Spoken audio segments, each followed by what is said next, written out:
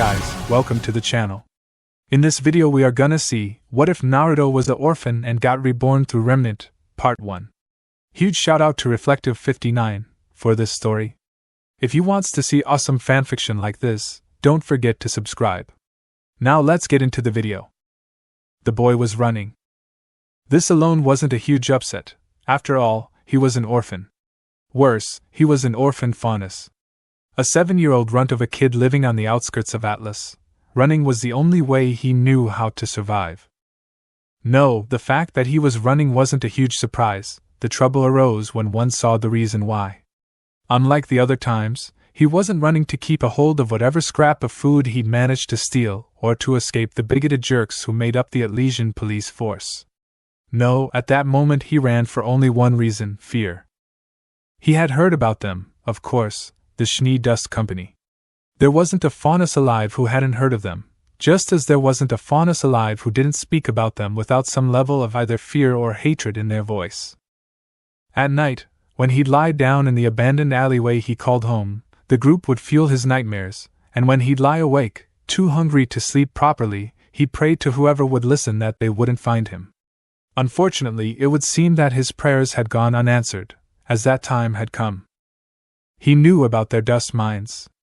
More importantly, he knew what they meant for any faunus unlucky enough to end up in them. Death. Plain and simple. In those mines, they either worked you until you died, or you got lucky enough to escape. There was no middle ground, and he held no delusions of escape if he got caught. So, when a group of 4 masked men with the Schnee symbol sewn into their clothes found him that day in the alley, he didn't waste time asking questions, he just ran. This prompted the 4 men to give chase, placing him into the position he currently found himself in. He'd been running from them for a straight 2 hours, the chase taking him and the group of 4 out of the city proper and onto the cliffs surrounding it. He was faster than them, of that there was no doubt, but the fully grown men had him outnumbered and had longer legs, so they were able to stay behind him, just out of reach as luck would have it. Unfortunately, his luck had just run out. Though it was true he had them beat in speed, it had been several days since he'd last eaten and his body was beginning to run out of steam. That wasn't to say he couldn't keep running, he'd kept moving through worse conditions, but the loss of energy made him sloppier. This would prove to be his undoing. Normally when he ran, he kept his tail wrapped tightly around his waist, keeping it clean and out of reach of any pursuers, but, on this day, as he lost focus, he let it drop and trail behind him, suspended in midair as he continued to move forward, never the wiser. Immediately capitalizing on this new opportunity, one of the men reached forward and plucked the long and furry orange, white-tipped foxtail from its place in the air, dragging with it the small boy attached to it before he could correct his mistake. Despite all his efforts, he had been caught. That was when the beating started. Punches, kicks, clubs of some sort, all impacted against the boy's tender flesh, bruising skin and cracking bones as they did. Rather it was payback for the time the chase took, or to stop him from fighting back later, he didn't know nor did he care. All that mattered at that moment was the pain. Then it happened. One of his attackers urged some aura into a kick, just enough to make it stronger than normal, and punted the boy's body forward. Under typical circumstances, the others would have congratulated him for his efforts. But as they followed the body's descent with their eyes, they saw the boy's head connect with a nearby rock with a sickening crack. His body, previously writhing in pain, suddenly went unnaturally still, and the air, until now filled with his screams of pain, became deathly silent, an ominous line of red beginning to leak from the crown of his head. "Crap!" the man who had kicked the boy cursed. "Dang it, Cole, you killed it!" Another of them yelled out in annoyance at the little freak's death. "Now how are we supposed to get paid?" "Sorry, Manchester," the one called Cole said sheepishly, nervously scratching the back of his head as he felt the others glaring at him. "Guess I got a little carried away." Yeah, Manchester replied, still annoyed. "Ain't nothing we can do about it now but clean up the mess." With that said, he began edging the boy's body away with the tip of his boot, not willing to dirty his hands actually touching the little beast. His companions watched with disinterest as he slowly edged the body over the side of the cliff and out of sight. By now this was a common sight for them, another part of the job. Besides, it was just a faunus. Unbeknownst to them as they made their way back into the city, day gradually bleeding into night, the boy's body slowly came to a stop at the base of the cliff after its impromptu fall. A few moments later, it slowly began to shift before ever so delicately sitting up. Banged up and in pain though he was, the boy was alive, albeit with a searing headache. Knowing full well from experience that sitting still while injured would only cause him more problems, especially in a grim-infested forest after dark, the boy forced himself to his feet, tightly wrapping his tail around his waist as he began to shamble his way forward in search of something to help patch himself up. Clutching the top of his head with one hand to try and prevent further damage, he slowly made his way deeper into the forest opposite the city, pushing what he'd just been through to the back of his mind. He'd worry about his next move and getting back on his feet later. Now was the time to lick his wounds and attempt to fix himself up. Stumbling forward almost drunkenly, he slowly but surely made his way through the myriad of trees marring his path, feeling his way along, his vision spotted at best until, all at once, he was driven to his knees by a sharp and sudden pain, ripping its way forward from his head. Before he could even begin to question what had happened, both his eyes and mind were assaulted by a sudden vision. He saw the moon. Not, as he was accustomed, in a shattered state drifting slowly through the heavens. No, the moon he saw now was nothing short of a perfectly unified sphere. Instead of a comforting and mysterious silver glow, this moon shone down with a sinister crimson light, lined with rings and dotted with odd, slightly curved and circular markings, glowering down at the lands of Remnant as if it were the eye of some angry and omnipresent god. Just as quickly as it had come, the image receded, taking with it any explanation behind and leaving an extremely confused boy in its wake. What the? He gasped out in shock, clutching at his head with both hands. Forcing himself up, he threw himself forward in something resembling a dead sprint, slowed only by his still injured body.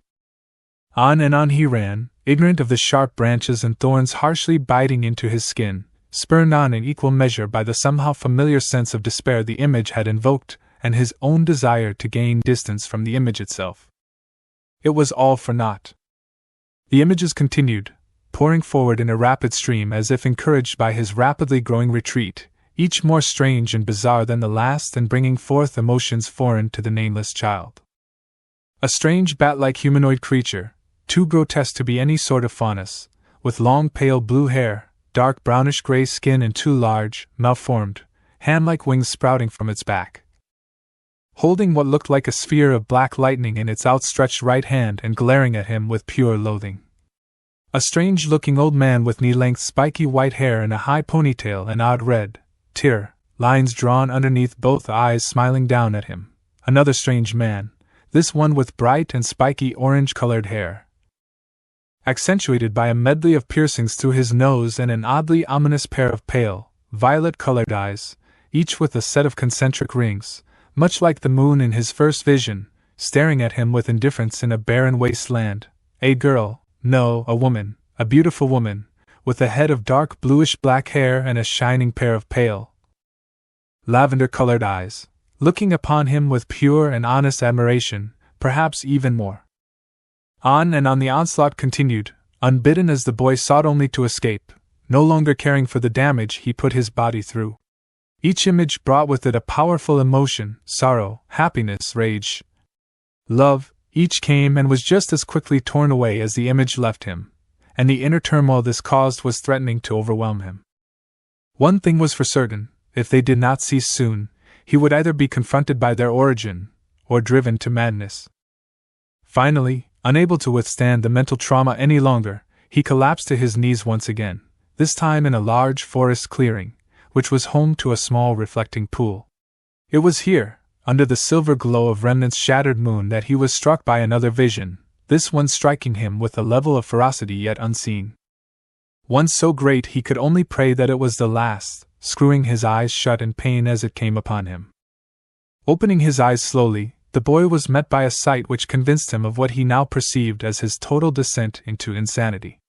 There, sitting on its haunches in front of him in a pool of ankle-deep water, was a fox.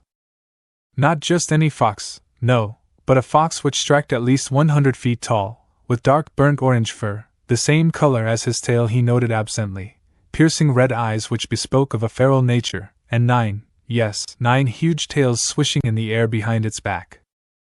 This vision came through with a greater sense of clarity than the others, allowing him to take in the beast's full appearance as it sat in what appeared to be some sort of sewer.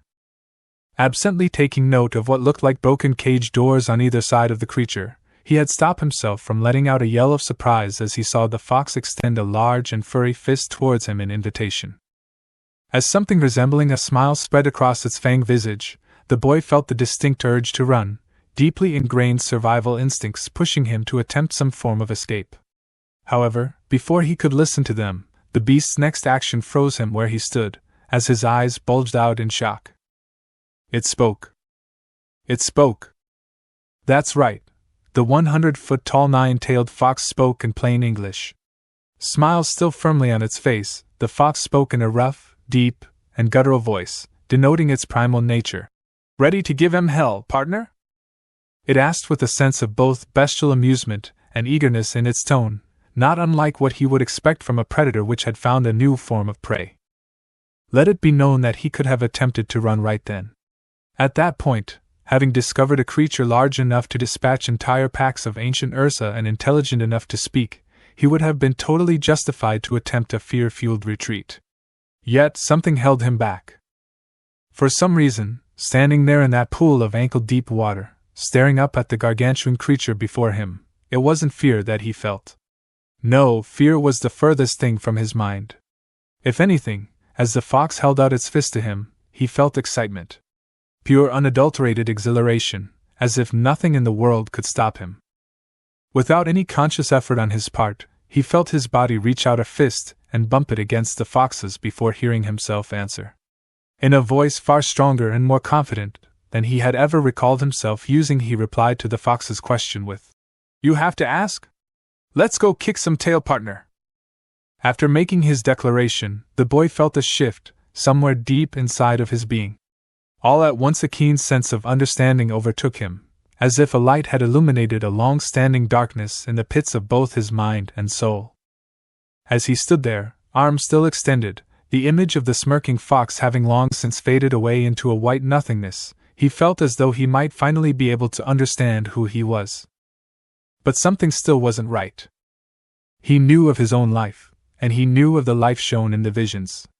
He knew that he'd played a part in that life, and in the lives of the people he'd seen. He understood he'd been a hero. But he didn't know who he had been. The information was there.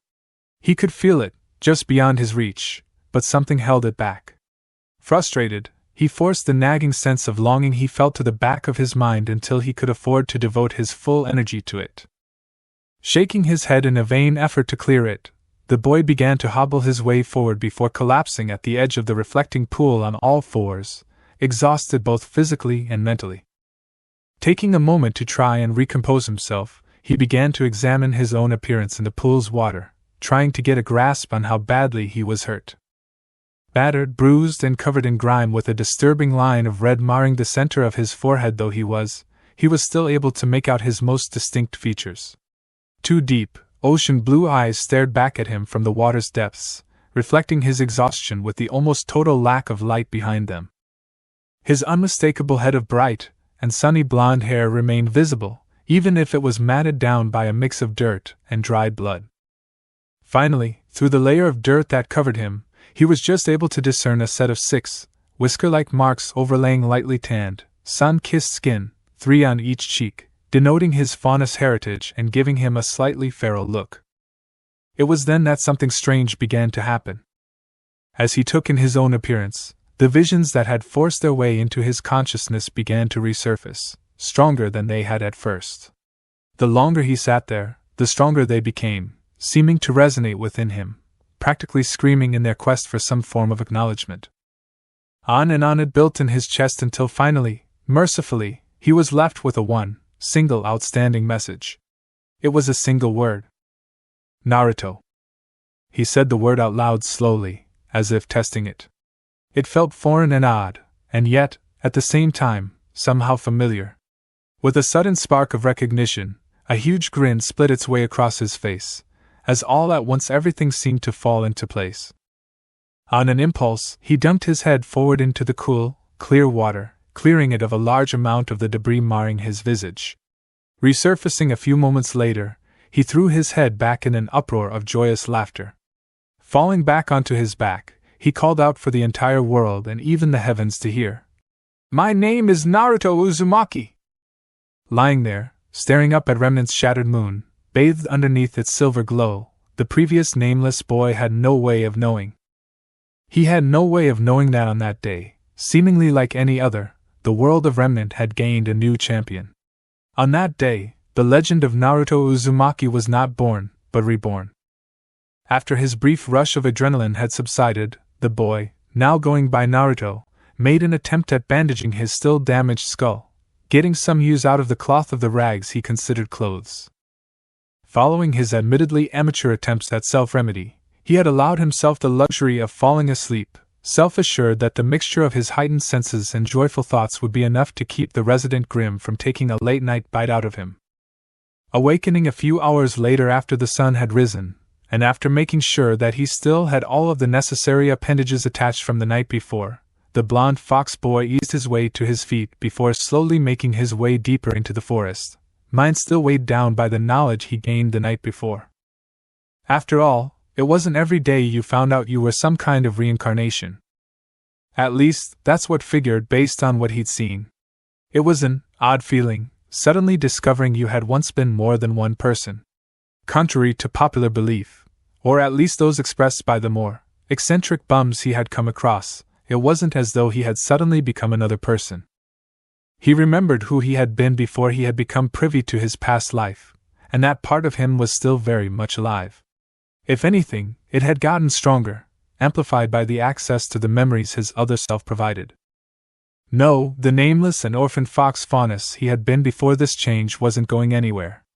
The only real difference, if any, was far subtler, centering more on his physical being than his mental one. Even now, focused as he was on edging his way through the trees, he felt himself taking in his surroundings in ways he hadn't the day before, ways he hadn't even known he could. Every cell in his body giving him some form of input as he picked his way through the evergreen branches, beyond what even his ingrained animal instincts could give him. Every step, every sensation painting a detailed picture in ways that his eyes couldn't even imagine. But it was deeper than that. With every step his bare feet took, crunching over the sprigs of grass and dead leaves littering the ground, a deep sense of resonance would echo its way through his bones. As his fingers made contact with the rough bark or damp moss of the trees, he could swear he almost felt them pulse with some sort of unseen energy, responding to his touch. All in all, it was as if the forest itself was speaking to him, communicating with a part of himself which had not been present the day before. It wasn't too hard to guess where this connection had come from based on the memories that had flitted through his dreams, but that hadn't stopped him from being surprised. The idea that his training in senjutsu had carried over from his past life, alongside his survival instincts no less, shocked him. It made him wonder what else may have come along with it, to be honest. A deep rumbling noise, followed by a small wave of dizziness, quickly tore him away from his musings before he could delve into them any deeper.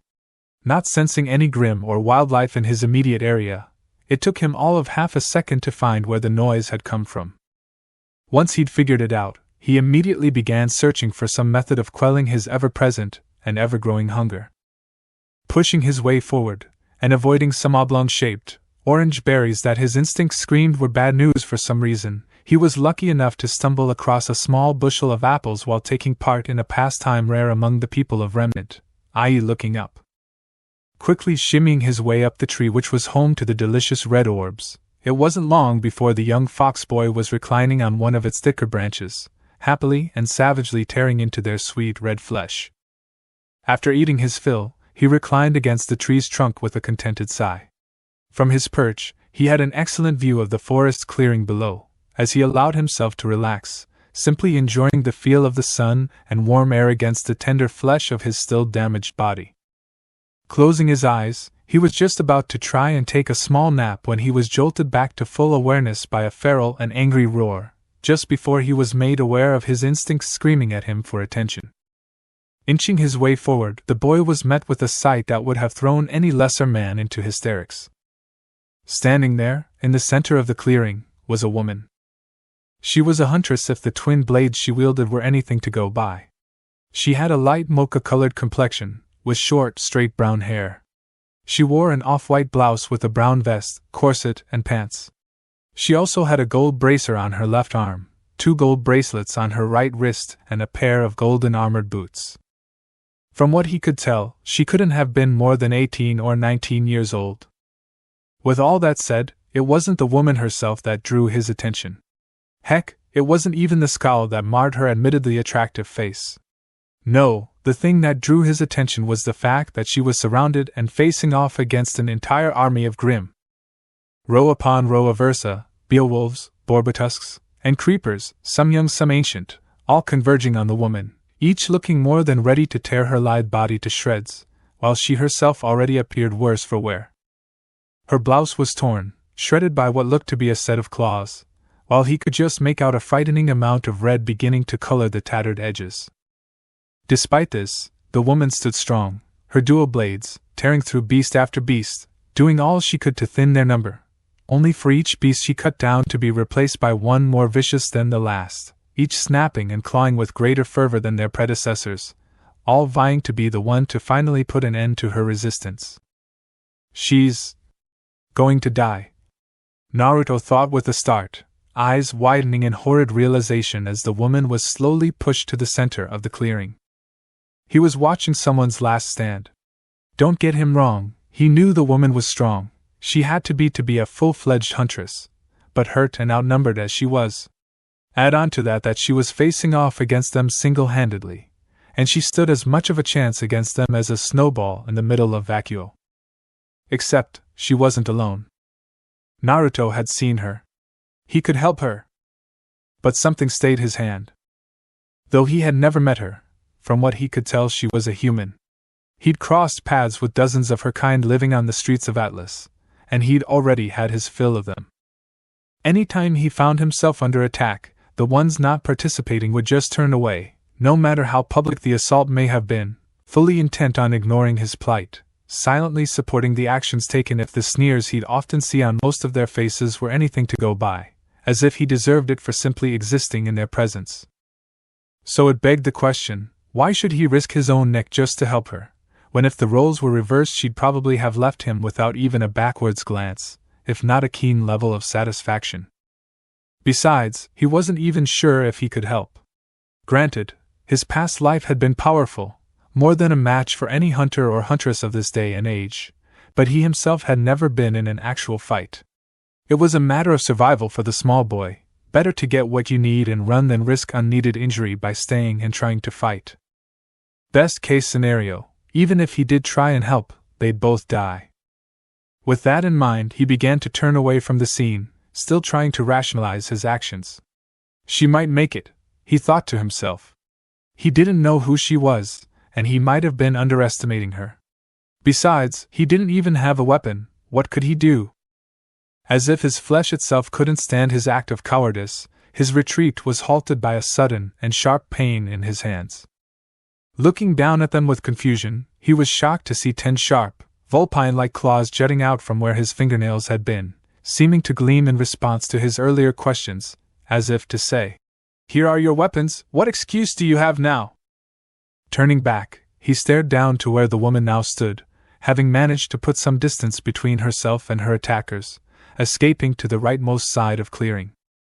He watched with hesitation as she planted one of her blades in the ground and turned the other into what looked like an oversized handgun so she could check her wound, still unsure if he should help. Even if he was armed, there was no guarantee he would do any good. He didn't even have good reason to help her. It was then that a thought struck him.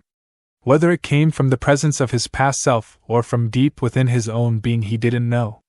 He did have reason, it was just so simple he had overlooked it, lost among the medley of his conflicting ideals and emotions. He was Naruto Uzumaki, and he never abandoned anyone. He couldn't have left her there even if he had wanted to. It just wasn't in his nature to let people be hurt when he could do something about it. It never would be. With that thought in mind, he turned himself around fully, staring down as the woman and Grimm charged at one another. A look of determination made its way to his face as he prepared to pounce. Clenching his fists, one final thought crossed his mind. Dear Aum, I wish I had a better plan than this. And with that, he jumped into the fray. Amber was not having a good day. It had started off simple enough. She had just gotten through with a mission to help defend an Elysian forest outpost from a particularly headstrong pack of beowulfs. It hadn't taken long for her to dispatch them, and once she'd finished, she'd taken a moment to relax in the outpost's main room, fully intent on getting a little R&R after she'd been debriefed and made it back to Mistral. At least that had been the plan. What had actually happened was that a little after she'd sat down, she'd gotten an urgent message from Ashbin, saying he needed to speak with her in Vale as soon as possible. She'd frowned when she'd gotten the message. It had been months since she'd been to her home kingdom and Vale was far out of her way, but she'd shrugged and sent back a message saying she'd come see him as soon as she could anyway. It wasn't that hard of a request, and she'd figured another week or two between kingdoms wouldn't kill her. Besides, she'd always had a soft spot for the eccentric old headmaster. With that in mind, she'd set out into the surrounding forests of Atlas, opting to go on foot to better enjoy the scenery, fully confident in her ability to handle any wayward grim she crossed paths with. As she'd walked, her senses stretched out to warn her any danger. She'd allowed her mind to wander, aimlessly meandering from one topic to another with no real set purpose. After a while, her thoughts began to drift to the reason Ashbin had suddenly wanted to see her out of the blue like he had. As nice as she knew he could be, the man rarely did anything without some purpose in mind, and for him to mark any message as urgent was concerning, to say the least. She had shaken her head to assuage her worries. Even if it was a little odd, it wasn't completely out of character for the white-haired man to call back old students. For all she knew, he just wanted to see how she was doing after her early graduation. It was that line of thinking that had landed her in the mess she was in. As she'd continued on, no real path in mind, her thoughts began to stray unbidden to memories of her late older sister, Coral Moon, and as joyful as some of them may have been, they did nothing to hide that the older sister she'd loved, her last living relative no less, was gone, leaving her alone. A huntress who had traveled and fought alone, Coral had been her hero, a paragon of what being a huntress meant, who had inspired her to pursue the profession herself. Alas, unbeknownst to her as she progressed through her third, and ultimately final, year at Beacon, Coral's life came to a tragic end, having been struck down by odds too great for even her to surmount. Dying in a last-ditch effort to defend the fleeing members of the wandering colony she had been sent to protect from the flood of Grimm seeking to eradicate it. As her thoughts had turned to her sister, and what had happened to her only a few months prior, she couldn't help the upwelling of emotion that came with the memories, the stark cloud of sadness they often brought washing over her in an unrelenting torrent. And that sadness had brought the Grimm. She'd been expecting them honestly, even as she delved deeper into her memories. As of late, the Grimm had seemed almost drawn to her, coming in greater numbers and attacking with greater ferocity than she'd ever experienced. Thoughts of her sister never failed to draw them forward, so when she'd had to dodge the wild swing of a beowulf as it caught sight of her, she hadn't exactly been surprised. What had surprised her had been the sheer number of Grimm that had appeared. Based on what she had seen recently, she had expected, at most, a larger-than-average pack of beowulfs or perhaps an even a larger-than-average group of Ursa, but this was far beyond what she had imagined. It was as if every Grimm in the area had decided to attack her at once. That hadn't stopped her from fighting, though. As more and more Grimm poured in, she'd given as good as she got, even after an Ursa had gotten in a lucky shot after her aura had begun to flicker. She'd continued to fight even as the odds against her increased, her twin blades slashing down one beast after another, as the battle tore its way through the forest, one thought spurring her on. Not like this.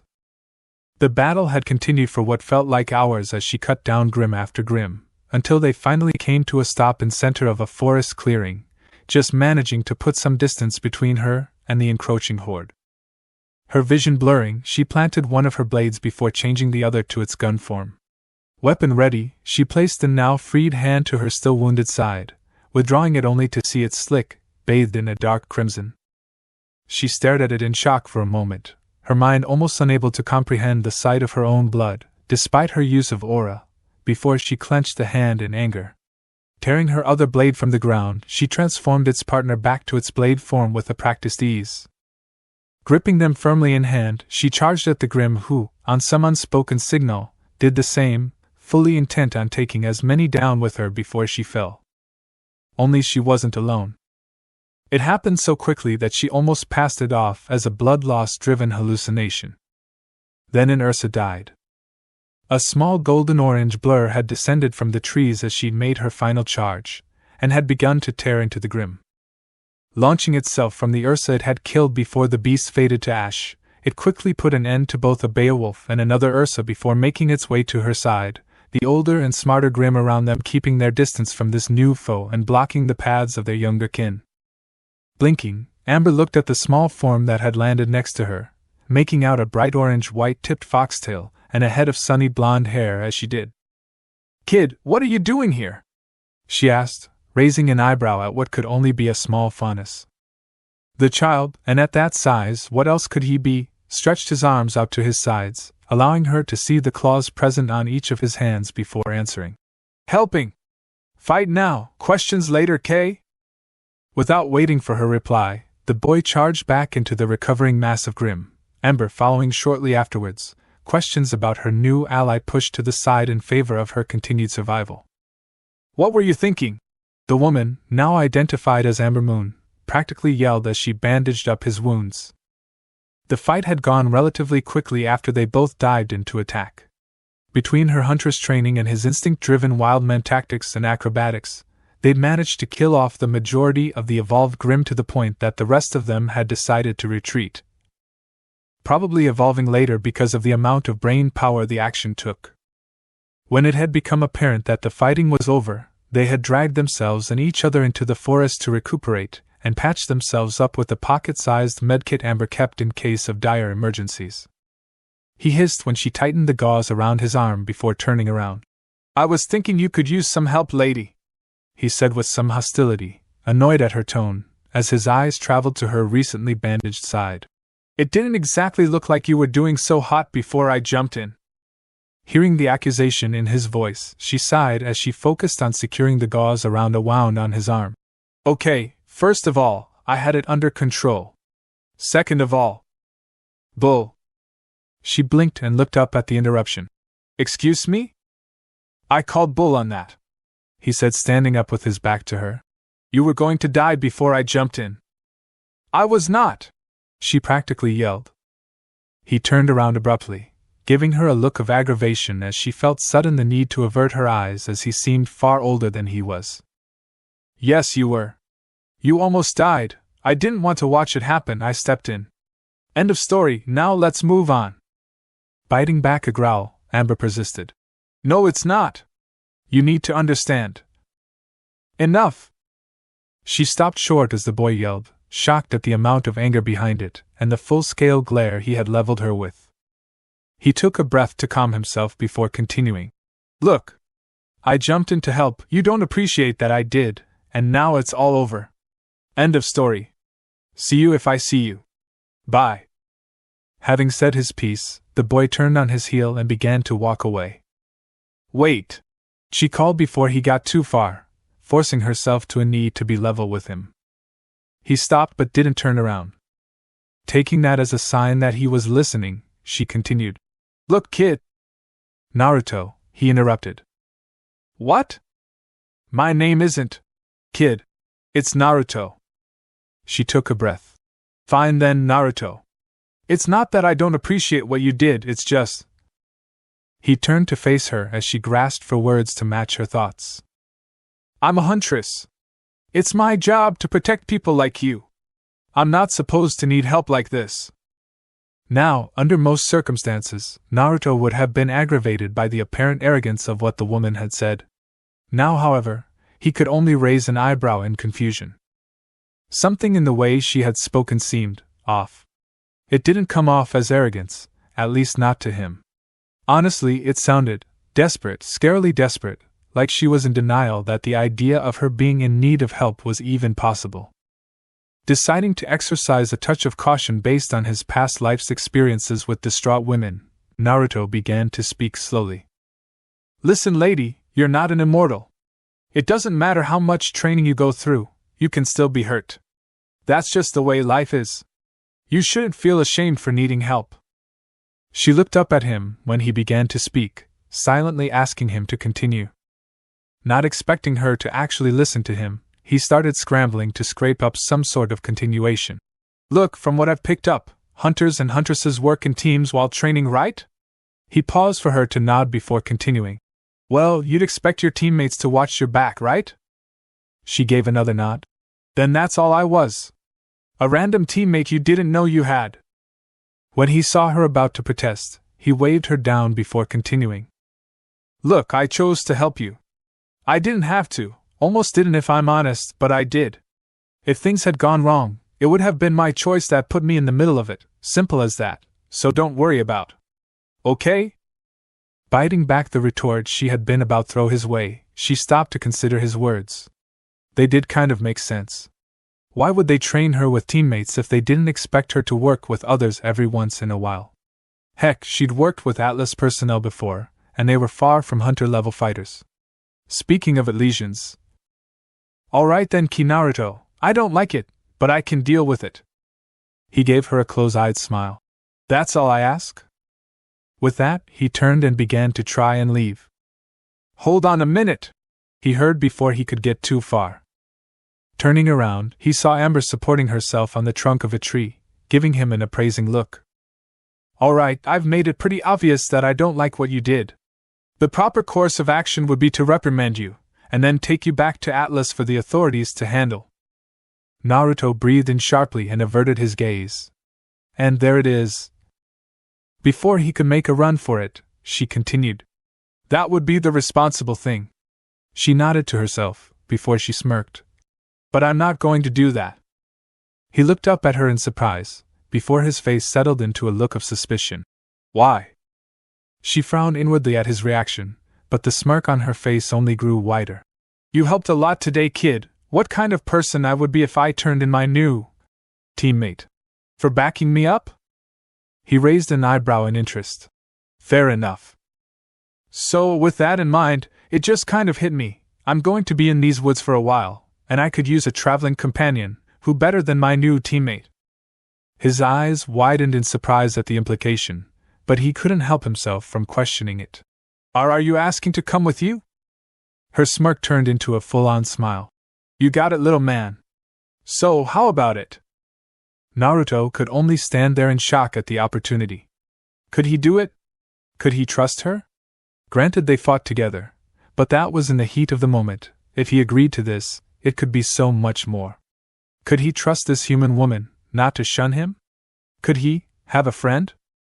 He looked into her eyes, looking for any sign of deceit, or the usual hatred he saw in the eyes of the humans that came across, but found none. There was only kindness. And it was directed at him. What do I have to lose? With a wide smile he answered. It would be my honor, Amber Nichin. 9 years. It had been 9 years since that day, and in that time the boy now known as Naruto had grown. Gone was the tiny emaciated faunus boy that had been ran into the forest all those years ago. In his place stood a strong and capable young man ready to take on whatever the world threw at him. And it had all started with his impulsive trust in a human. Flashback. Despite the awkward start to their relationship, the two companions quickly grew to enjoy each other's company. As they traveled, Amber passed the time by telling her young charge stories of her times at Beacon and on the road. Never one to be outdone, Naruto had responded by telling her some of the more PG bits of his childhood in Atlas, such as his successful food raids and the times he narrowly evaded law enforcement. Amber paid close attention to his stories, his tones and style of speech bringing the tales to life with stunning clarity, just barely restraining herself from bursting into fits of laughter as he spoke of the more elaborate pranks and traps he had sprung to avoid capture. As much as they were in good humor, it didn't stop her from eventually bringing up one blaringly obvious question which dampened the mood. If you were doing so well, how come you ended up out here in the forest? The question was simple, if a tad blunt, bearing only curiosity. However, she could tell she had made a mistake when he had immediately clammed up. Seeming to curl into himself, he had responded with a quiet, I fell. before walking on, refusing to say more. Attempting to read between the lines in the awkward silence that followed, Amber Piece managed to piece together a theory of what had actually happened before broaching the topic again a few days later, this time with far more subtlety. Reluctantly, Naruto broke down and told her the story in response to her gentle coaxing, minus the reincarnation Y parts, of course, against what he'd considered his better judgment. He had been afraid she wouldn't believe him over the shining reputation and credibility of the Schnee Dust Company, and would abandon him for lying. It wouldn't have been too much of a stretch. Her response had surprised him.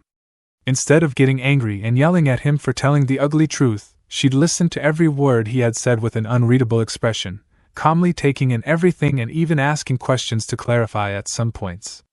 When he was done, then she had gotten angry. Those no-good, dirty, rotten, bigoted motherfuck. She cut herself off with a deep breath before she could say something she would regret. This was not the time to act rashly. She would need to keep her wits in this situation, and besides, no matter how tough he seemed to be, she shouldn't speak that way in front of such a young and innocent young child. "Curs," the boy said helpfully, noticing where she had left off. Well, she still shouldn't have lost her temper and talked that way, but the very idea of it infuriated her. How could anyone treat someone, let alone a child, the way these people had? And worse, it was a company she had bought her ammo from. She had never particularly liked the Schnee family. She had met their eldest daughter, Winifred, something like that, a girl a year or two younger than herself during last year's Vital Festival, and she could say with complete certainty that she had never met a more arrogant girl in all of her life. Even so, and even with all the rumors she had heard while at Beacon, she had never thought them capable of something like this, at least until now. She gave the boy in front of her an appraising look, taking note of the threadbare white two-piece Elysian jumpsuit he wore as it clung to his thin frame. It would have been too small for him if he weren't so skinny. Nodding to herself, she stood up, rousing the boy's attention from where he'd been sitting since he'd begun his tale. "All right then, Nar." She started using her nickname for him. "I've got a proposition for you." He gave a smirk. "Why, Amber, I know it's hard to resist my animal magnetism, but aren't you little old for 'em?" "Not that kind of proposition, you little jerk!" she screamed, punching him in the top of the head, a deep blush staining her cheeks. "OW, dang it, woman, take a joke!" he exclaimed, clutching at his abused skull. "Just my luck I'd come across the only pervy 7-year-old in all of Remnant," she grumbled, cheeks still dusted pink. "Are you ready to listen now?" Yeah, he mumbled. She took a breath. "All right then, as I was saying, how you would like for me to train you?" Seeing his confused look, she continued, a tad bit embarrassed at her own bluntness. "Well," she started awkwardly. "You just said you're out here because a bunch of jerks decided to attack you. I figured I could help you learn how to defend yourself a little better. I mean, you saw what happened with the Grimm. Imagine what you could do to a pack of goons with some actual training under your belt."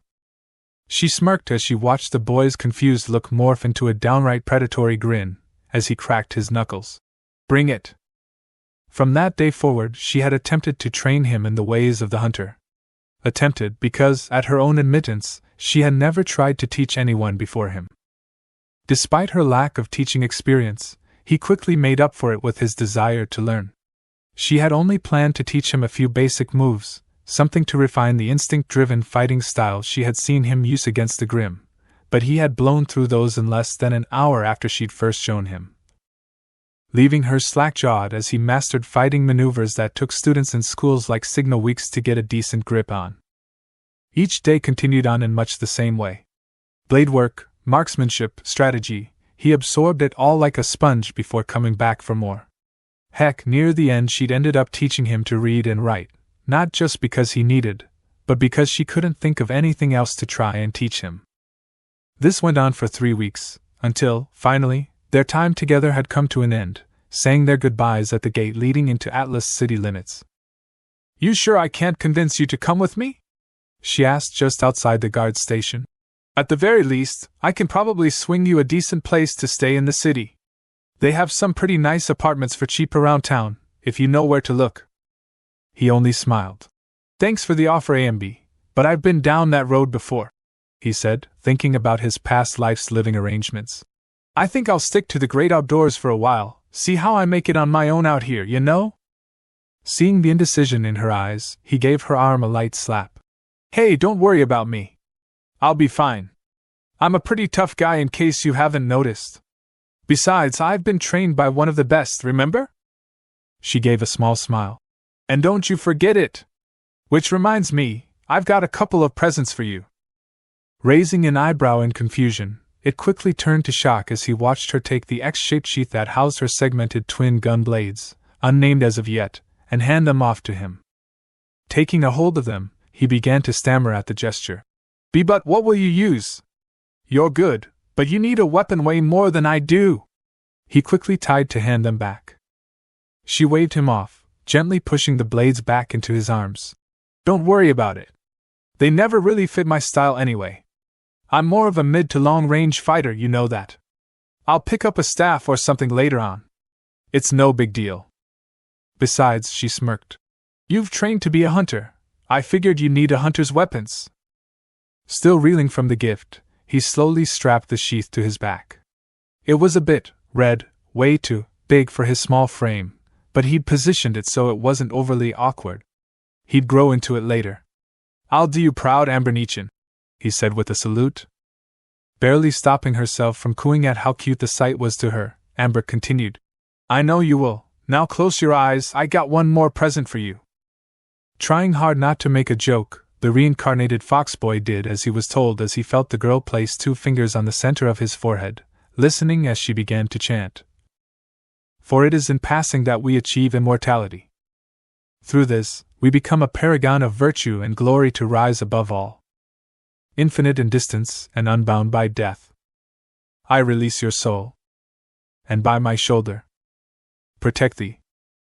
It started off slowly, nothing more than a warm sensation in the center of his chest, but as she finished her small speech, it rapidly expanded before practically exploding outward and encompassing the entirety of his body. Whoa, he breathed, barely able to comprehend what he just felt. Amber smirked. Whoa indeed, little man. That right there is your aura, not bad, right? Not bad at all. He breathed, still trying to get a grip on this new energy overlaying his body. This new energy at once felt wholly familiar and entirely alien at one time. He remembered the chakra he had wielded in his original life, the feel of it within his body as he shaped and trained it, but he couldn't quite say that this was the same. Whereas his chakra had always felt somewhat chaotic, always needing to be reined in to be used effectively, this new energy, this aura, held a more calming sensation. If he had to compare the two, aura was the calm lake to chakra's churning sea. One needed to be controlled, the other sought it out. He was drawn out of his analysis as the woman in front of him began to speak again. That one's a 2-parter, but you'll have find the second half yourself, she said, considering the possibilities for his semblance. Until you do, the built-in shield and healing ought to keep you out of too much trouble without me. That takes all the fun out of it, he jokingly griped. What's life without a little trouble to spice things up? She smirked. Don't worry, Runt, she said, musing his hair, smiling as he scowled at both her action and choice of nickname. I'm sure you'll get into plenty of trouble somehow. He gave her a mock glare, before they both had a small laugh at her accurate words, settling into a comfortable silence afterwards. Without warning, Amber ended the moment, planting a soft kiss on his forehead, surprising him as she spoke. Take care of yourself, little brother. I know you'll make me proud, so try and stick around long to tell me about your adventures later, okay? Realizing this was a sign that their time together had officially reached its end, he responded, attempting to hide the emotions seeking to color his voice. Why, yeah, of course. When we meet up again, I'll have all sorts of stories to tell. It's a promise. She gave a sad smile. I'll hold you to that. With no more to say, they embraced, each just barely able to avoid allowing any tears to fall, only now realizing just how close they'd grown since their first meeting. Take care, Naru, she said as they separated, and began to make her way toward the gate. You too, ambulance, he replied, making his trek back into the forest, waving a hand in goodbye as he went. Looking back only once before re-entering the city, Amber was met by the image of the small boy, fist in the air, as he prepared to take on the wild, this time alone. Flashback end. He allowed himself a small smile from his place, perched in a tree much as he had been on that first day all those years ago, the memory of his and his surrogate sister's time together still fresh after all this time. Not a day went by that he didn't reflect on how it had changed him.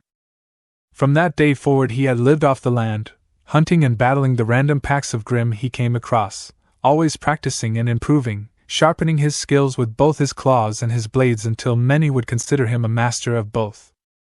With that said, it wasn't all practice and survival. He did occasionally find his way into various extracurricular activities that served their own purposes. Speaking of which, he was startled from his position as he saw an emergency beacon burst through the lower canopy of the forest.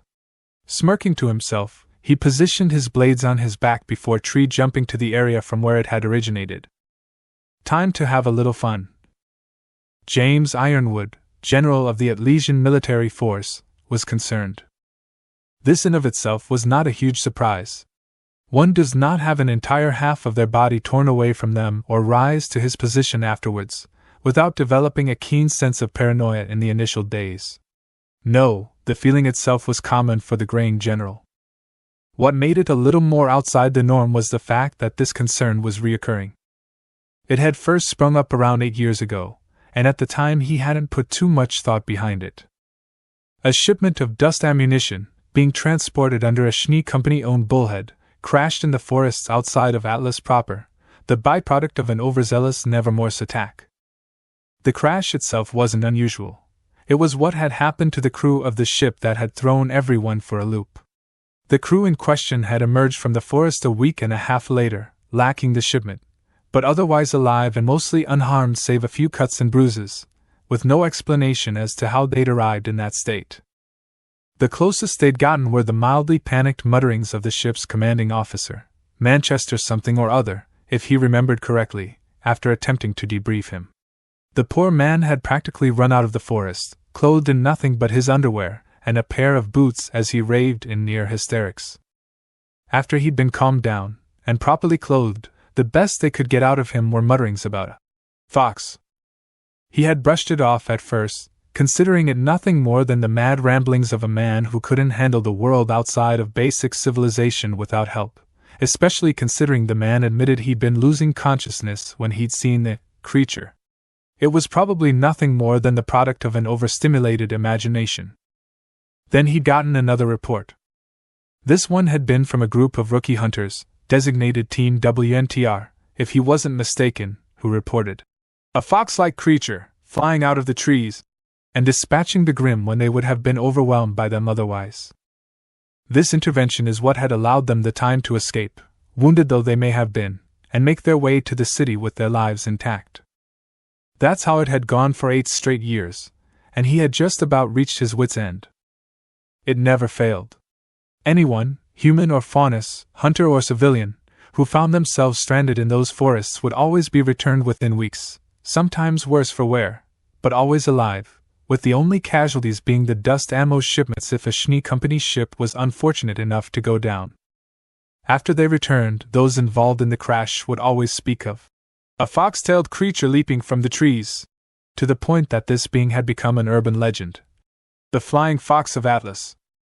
One he had yet to see proof of. After each sighting, he would always send in a troop of soldiers to survey the area and attempt to make contact with the supposed creature, but they would always return empty-handed, never spotting anything even remotely matching the reports. Though he hated to doubt the word of any hunter or huntress, some whom he had trained personally, he still found it hard to believe that there was something living in the forests aiding those in need. It sounded like some sort of fairy tale for Alm's sake. Though he had learned that some such tales held more truth than he'd once believed, he still couldn't quite trust the reports at face value in the same way. At least, not without seeing for himself. So, when he caught the signal of an emergency beacon in the wooded area the fox had seemingly been most active in, it provided him the perfect excuse to go out and search for some much-needed answers. Now, if only he could stop himself from feeling like such a heel about it. Again, sorry about this. Just let me and my troops handle this and I promise I'll show you the best sights Atlas has to offer, I swear. he said as he maneuvered his personal airship to the emergency beacon's last location, his voice an odd mix of guilt and familiarity. His white-haired companion merely gave him a placating look, before waving off the apology. "Not to worry, James, I have plenty of time before I need to make my report to the council," he said, his voice coloring with a hint of annoyance at the last word, before lightening at his next thought. "Besides, anything that gets you this excited must be more than worth the trip over, at the very least." The good general barely restrained himself from nervously scratching the back of his own head, a light dust of pink coloring his cheeks. Was he really that easy to read? The bespectacled man smirked at his friend's reaction, glad to have set his old teammate's mind at ease. Taking a sip of his favorite brew, his signature cup of coffee now occupying a thermos, he allowed his mind to wander on the possibilities for their destination. Though he had spoken mostly in jest, trying to set the other man's mind at ease, he'd be lying if he said whatever had his old teammate so agitated wasn't intriguing. His surrogate brother was nothing if not the quintessential military man, always attempting to maintain a strong air at all times and only relaxing, however slightly, when amongst friends. For something to have him this out of joint, even if they were alone, piqued the older headmaster's interest quite a bit.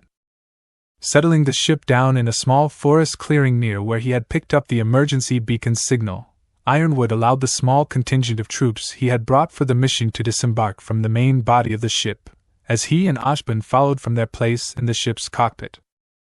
Both men's faces had grown somber, as they prepared for what they were likely to see. It was an unspoken understanding amongst active duty hunters that an emergency beacon was only to be used in the direst of situations. More often than not, when one was activated, it wasn't to save whoever had fired it off. It was to finish off whatever had managed to do them in, and clean up the aftermath. Approaching the forest clearing, they took note of the signs of struggle, following them further into the forest as they did. Jagged claw marks and bullet holes riddled many of the surrounding trees, a discarded child's doll and a shredded picnic blanket flung carelessly to the side telling the story of what had happened far better than words ever could.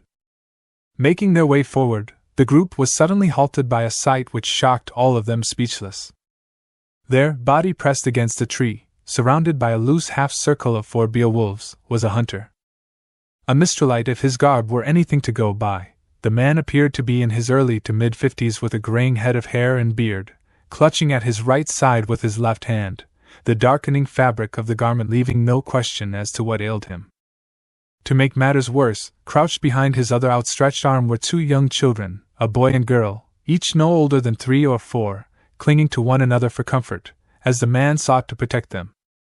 Quickly forcing himself to regain his composure, Ironwood immediately began trying to take control of the situation, silently signaling his men to surround the area in a perimeter to kill the Grimm as efficiently as possible, while they still held the element of surprise. Seeing them move into position, he raised his arm from his place in the foliage, preparing to issue the order to fire as he saw his soldiers take aim. He needn't have bothered.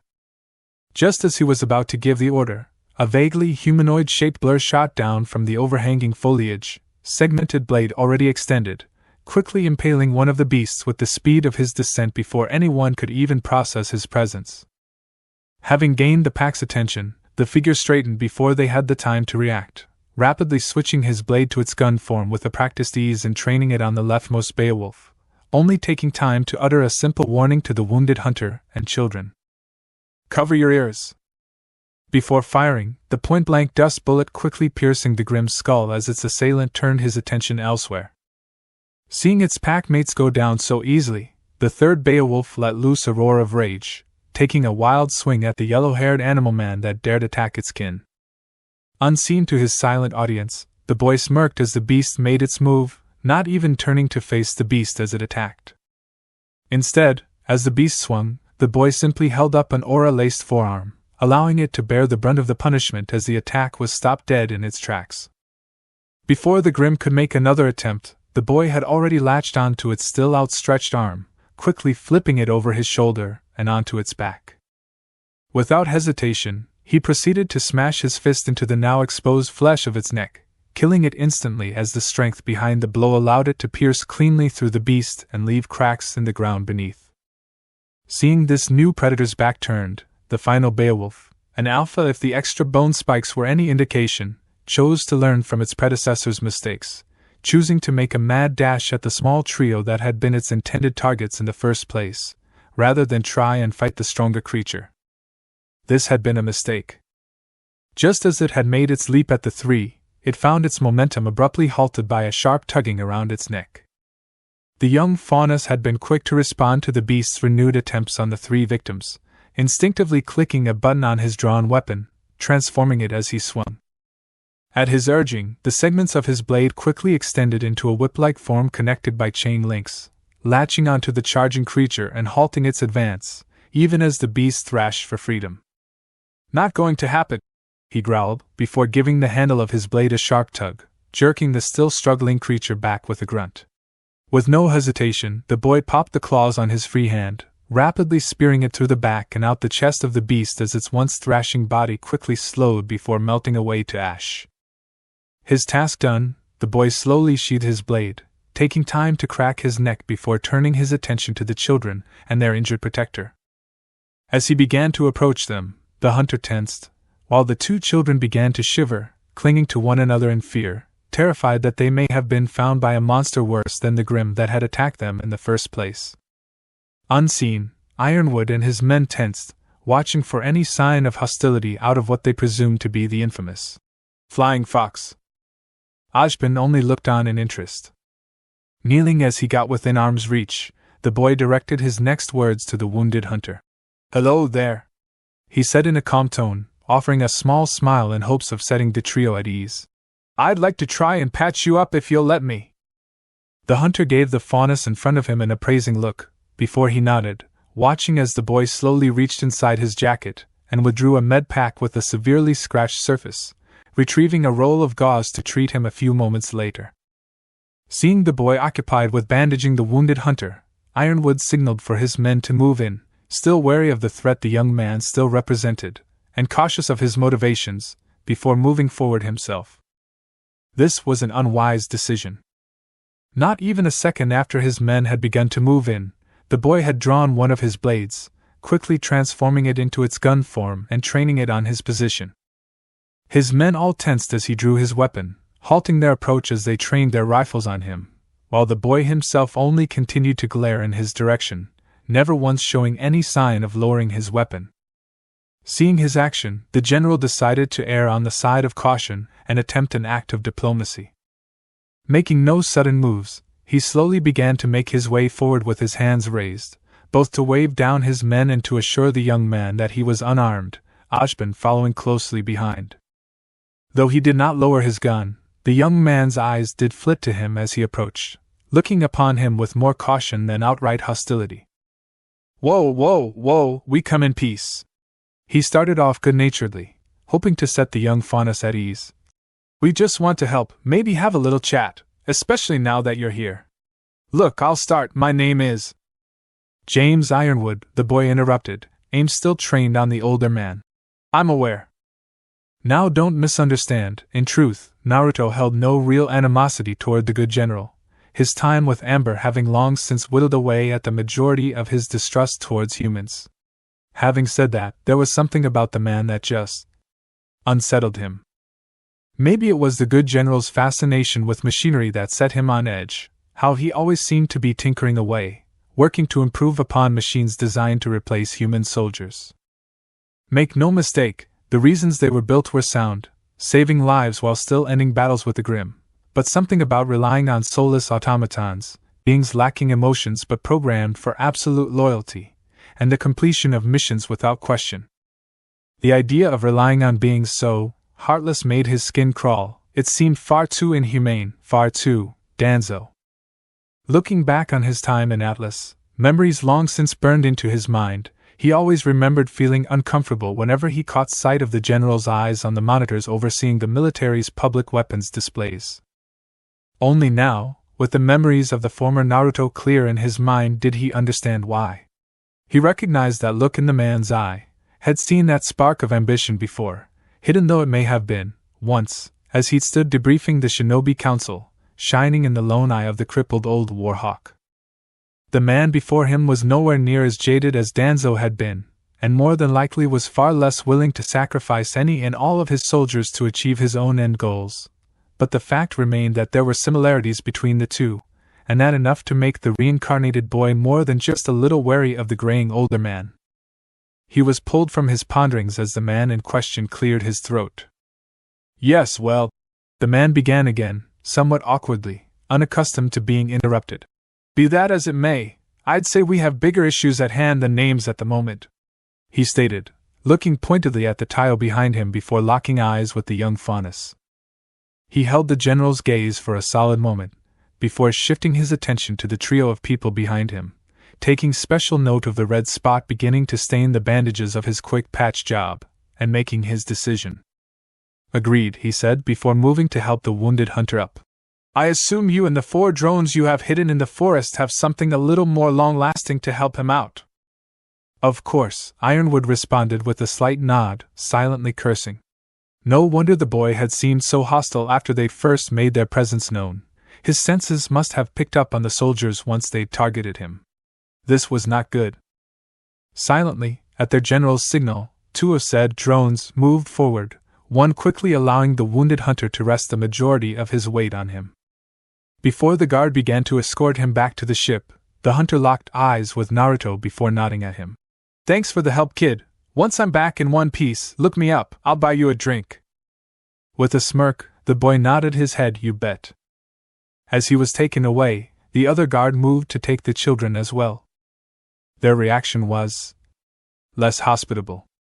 The girl quickly began crying as the man approached, while the boy, presumably her older brother, shot the guard a nasty glare, or at least as nasty a glare as a 4-year-old could manage, before planting his feet. The guard recoiled slightly at their reaction, genuinely confused on how he should proceed. Unwilling to forcefully grab a pair of children, especially with his boss watching the interaction, he began to looking to his peers for help, but they seemed as baffled as he felt. Usually civilians were happy to see them after they'd been attacked. They'd never really met anyone resistant to their help, let alone a pair of kids. Surprisingly enough, relief came in the form of the flying fox. The blonde fox faunus, uncaring of the eyes that followed him as he walked, slowly making his way towards the children. The 2 visibly relaxed as he drew closer, the glare on the boy's face melting into a look of relief, as the girl's harsh sobbing gradually wore down into mild sniffling. Kneeling down to their level, he gave them a small smile before speaking in a surprisingly gentle voice. Hello there. What are your names? The smaller boy gave him a wide grin. Burn Black, pleased to meet you, he stated happily, all previous hints of anger gone. And this is Rosalia. Say hi, Ro. Hello. He barely heard the little girl squeak, her tone far more subdued than that of her brother. Naruto nodded kindly. It's very nice to meet you both, officially I mean. Now then, Vern, Rosalia, would either of you mind telling me why you don't want to go with the guard? Vern looked at him in outright confusion. What, Ash? Because they're bad guys. While the other legions in the clearing stared at the boy in disbelief, Naruto, and unknown to him, Ashbin, only raised an eyebrow at his words. Looking at Rosalia, it was plain to see that she agreed with her brother, if the slight nod she gave at his words was any indication, confusing everyone further. Deciding the direct route was best, as he always did, Naruto just up and asked the question that had sprung to everyone's mind. What makes you say that? They tried to attack you, the boy declared, as if it explained everything. Come again? Naruto asked, still not full understanding the child's point. Seeing the look of confusion on the older boy's face, the smaller dark green-haired child decided to elaborate, using that wonderful form of deduction that only 4-year-olds can use. You saved us, and you helped Grandpa. That makes you a good guy. But those other guys? All they did was point their guns at you. They wanted to hurt a good guy, so they must be bad guys. The boy nodded to himself as he finished, admittedly a little proud of himself for having figured out who to trust so easily. Naruto, on the other hand, could only blink at the younger child, not really knowing how else to respond to what he just heard. Taking the older boy's silence as reason to continue, the younger boy chose to do just that. I mean, sure, Grandpa's tough enough to take care of himself against these guys if he needs to. That's probably why he went with them in the first place, so he could beat them up when they didn't see it coming. But let my little sister go with them? No way! Naruto could only blink again as the child stared up at him, obviously proud of his observation skills, and looking for some sort of approval. Rubbing a hand over his face, he tried to think up the best way to respond to this. He couldn't outright tell the kid he was wrong. His thought process did make a certain level of sense, especially for a young child unfamiliar with the area, and it might come back to bite him later on, especially if he wanted to convince the kid to follow the guards. At the same time, he couldn't just let the kid go on thinking like this. Not only would he not follow the guards now, it might cause unneeded headaches for the authorities further down the line if this sort of thing happened again. It was best to just nip this in the bud now. Dear Alma, I am too young to be dealing with mess like this.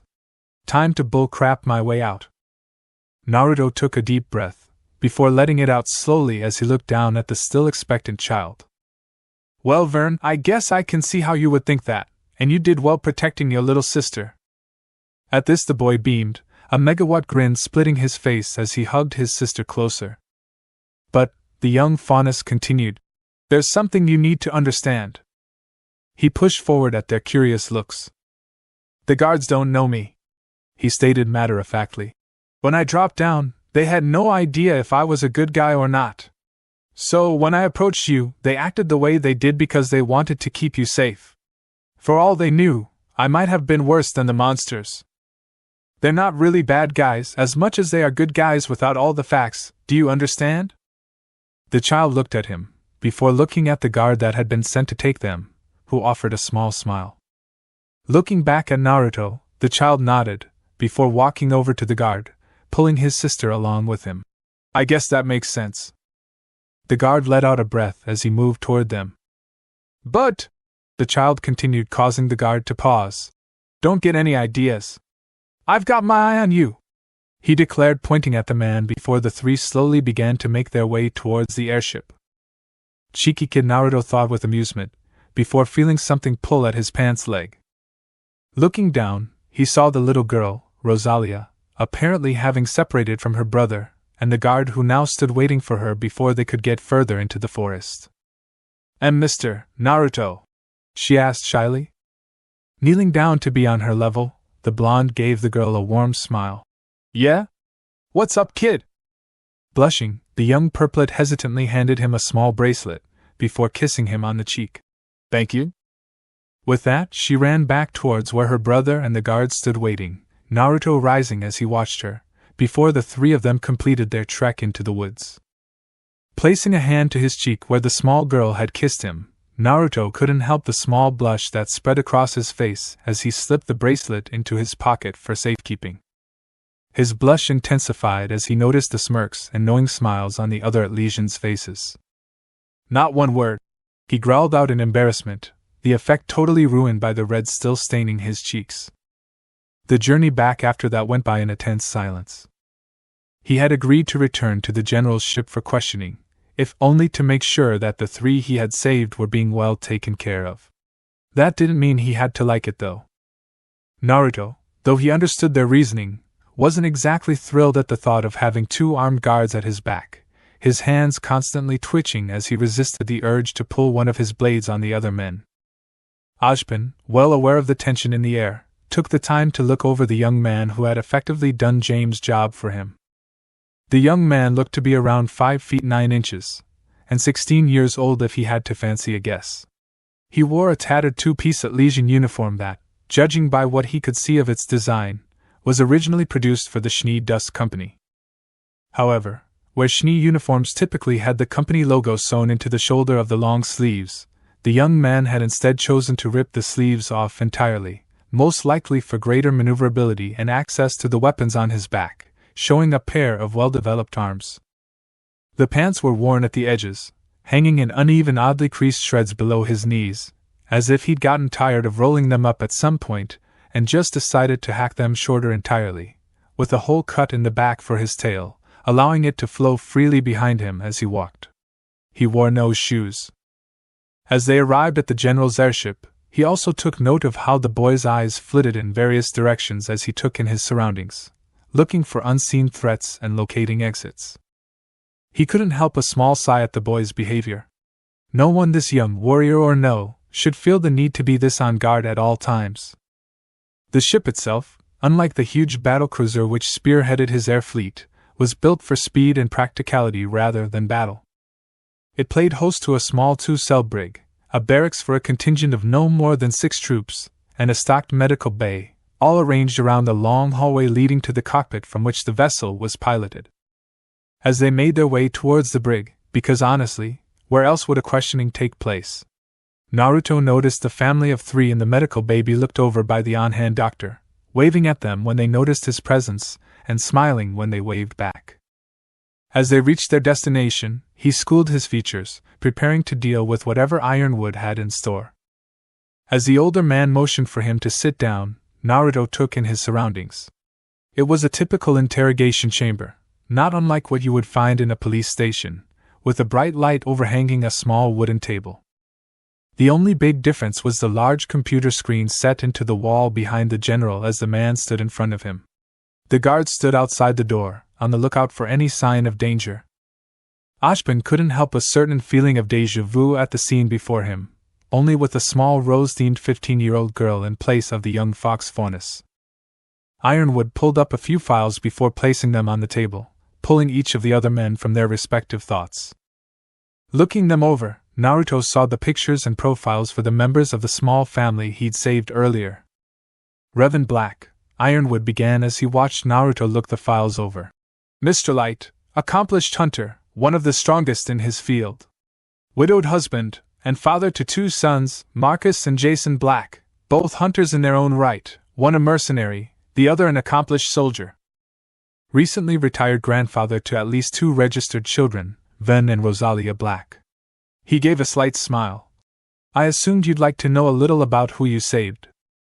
Naruto nodded. It was good to know that the person he saved had been a decent person before he popped up, kind of helped put his mind at ease. But they're not the only ones now, are they? Ironwood's voice drew the reincarnated boy's attention to him, eyes narrowed as he saw the knowing smile on the older man's face.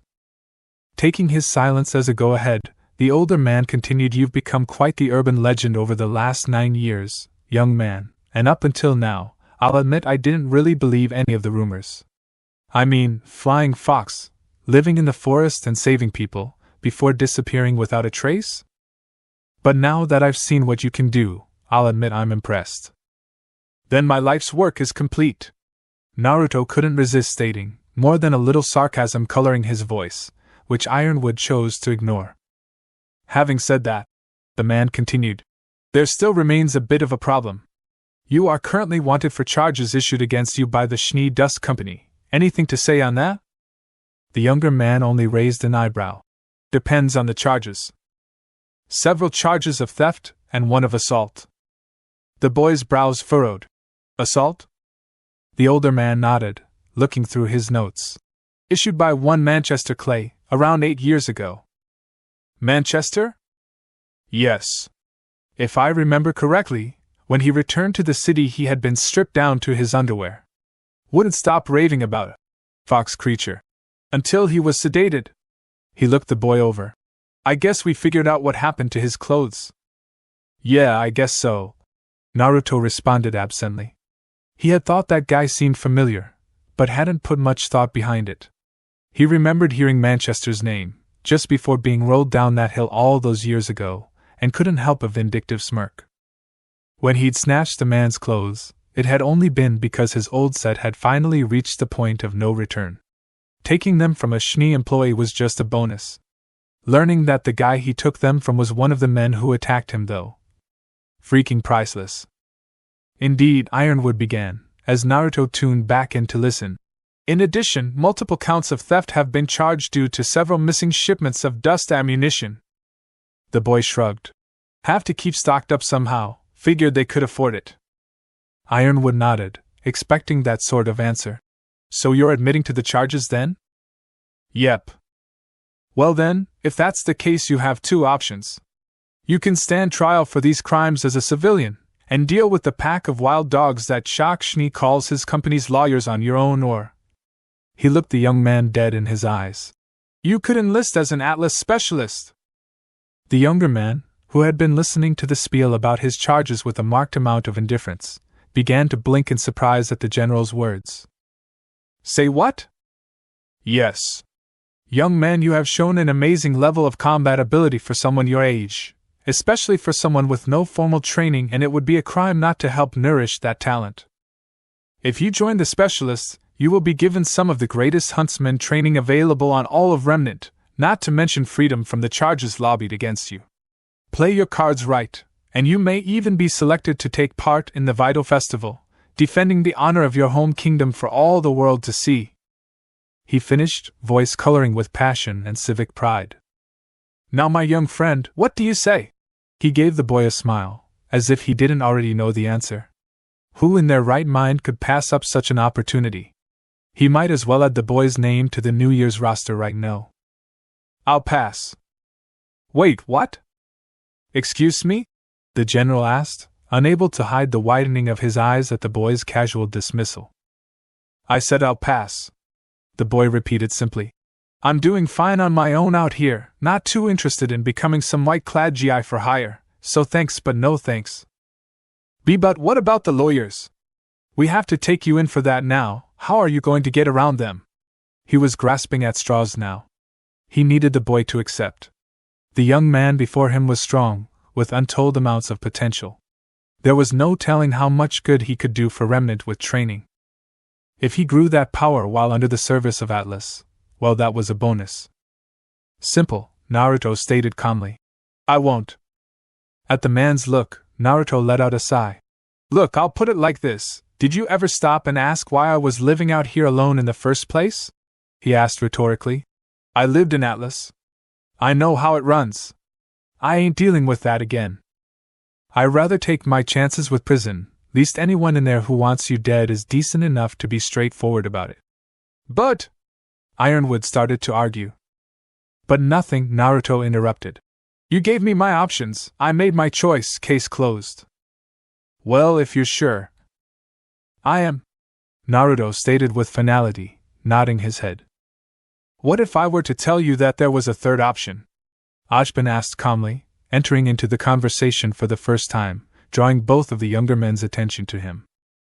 Naruto gave the white-haired man a curious look, having largely disregarded his presence until now in favor of focusing on what he'd seen as the bigger threats.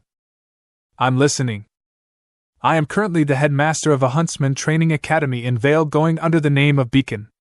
Normally, students have to complete a number of years in a lower training academy before they are even allowed to apply, but there have been exceptions in the past. If you're interested, I may be able to add you to this year's student roster. Ironwood sprang to his feet, angered by the proposition. Now wait just a dang minute there, Oz. He's an Atlesian citizen who has made it abundantly clear that he has no desire to reside in said kingdom. Being as that's the case, the least I can do is provide another option while I am able. If there is one thing we can agree on, it's that he has amazing potential. You said it yourself, it would be a crime not to help nourish it. Well, that's true, I suppose, the general admitted grudgingly. Ajban nodded. Indeed. Besides, this really isn't up to us anyway. What are your thoughts, young man? As he asked this, he turned his attention to Naruto who, up until now, had been going over his options in his head, while the two men had branched off into their own discussion.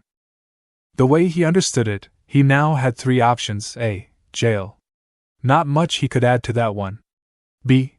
He could enlist as an Atlesian specialist and have to deal with the throngs of civilians, soldiers and politicians smiling in his face while looking at him like he was some sort of scum. Story of his lives. Or option C. The unknown. Well, heck, when you put it like that.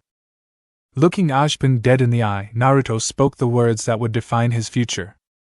I'm in, he said with confidence. When do we leave? After 2 hours, Naruto had come to deeply understand one thing about himself. He absolutely hated flying. It had been 2 weeks since Ajban had first recruited him as a student of Beacon, and Naruto had spent that time getting reacquainted with society. He had traded his stolen and tattered Shinigami company jumpsuit in for an outfit that fit his style a little better, using a stipend that Ashbin had given him to buy school supplies and other necessities once they reached Vale. At the moment, he wore a pair of orange cargo pants with a black stripe down the sides and an unzipped black hooded leather jacket with an orange winged fox head on the back, paying homage to his impromptu moniker. The latter was stitched together using orange trim, with a pair of black sandals and a mesh undershirt, not unlike what he'd worn in Konoha, tying everything together. The bracelet the little girl, Rosalia, had given him now hung around his neck on a string as an impromptu necklace, a memento of his last rescue in Atlas, for now. Since he didn't really need to pay for lodging, still preferring to sleep under the stars rather than in what he felt were overly padded beds, he had only spent half of what remained on clothing and supplies, pocketing the rest in preparation for the upcoming year. Presently, he was on a Vale-sanctioned bullhead hired to transport his class to Beacon, all the while cursing the school's choice in transport, as he furiously tried to stop himself from groaning. Now make no mistake, his discomfort didn't stem from anything as simple as, say, airsickness, like what was currently afflicting the slumped over and groaning form of the armored blonde boy sitting next to him. No, his problem was much more deeply rooted. His past life's experiences with nature energy, alongside his current body's animal instincts and ties to the outdoors, made him more than a little attuned with the natural world. It was how he had survived on his own so well, in conditions that would have normally killed another person. His body was simply built to account for the wilderness. So, as you can imagine, transitioning directly from an area where he was surrounded by nature energy to one where it was all but non-existent was very jarring for the young fox boy. Even now, after all this time, the lack of life force in the air made his skin crawl, instincts going haywire at the lack of energy he was receiving, putting him on edge. Mix that feeling with being hundreds of feet in the air, surrounded by presumably well-armed strangers, most if not all of whom were human, and having no way of getting back to the ground on his own that didn't involve becoming a blood-stained mess, and you can understand why he was a little grouchy. Pushing his thoughts to the side, Naruto started to go through the supplies in his book bag, hoping the distraction would help calm his nerves before the ship landed. Let's see, he muttered to himself. Extra PJs, sleeping bag, toothbrush, med kit, airsickness pie dash. He paused as held the vial of medicine in his hand, casting a glance at the long-suffering blonde boy beside him. He didn't really need the medicine, his strong constitution having carried over from the original Naruto. He could afford to give them up besides. Ought to at least try and make friends while I'm here. Hey buddy, he started, patting the slightly older boy on the back. Though he didn't look up, the questioning groan from where the boy had his head tucked between his knees confirmed that he was listening. Naruto put the vial under his nose where it could see it. Use some of these. There was a slight pause before the vial was quickly snatched from his hand as the older boy raised his head, tilting it back as he popped 3 pills straight into his mouth, before lowering it with a sigh of relief. Handing it back, the boy gave him a grateful smile. Thanks buddy, you're a lifesaver. Naruto waved him off, before extending his hand.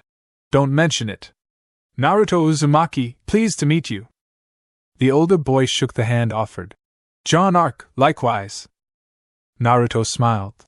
So, Beacon huh? You ready for this? The older boy gave a distinctly nervous chuckle. About as ready as I'll ever be. What about you? The Faunus boy's smile turned distinctly feral. More than ready, it's been too long since I've had a good fight. As he said this, his tail rose unconsciously to accentuate his point, which John took note of. Holy crap, you're a Faunus? He asked in surprise. Naruto stiffened. Yeah, he ground out slowly, before his eyes narrowed as he looked at the other boy. Problem?